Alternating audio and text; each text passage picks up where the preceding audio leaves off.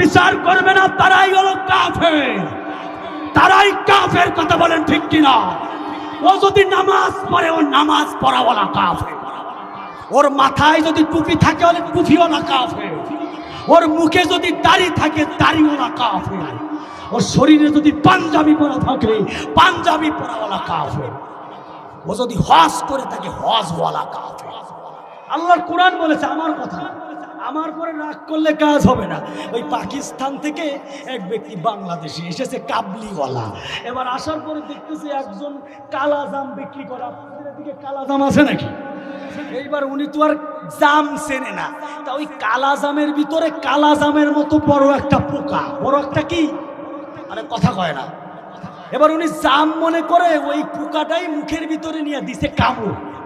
পোকা ওই যে শক্ত, যে গোবরের ভিতরে বড় বড় মোটা মোটা কালো কালো পোকা থাকে, ভালোই শক্ত, মুখের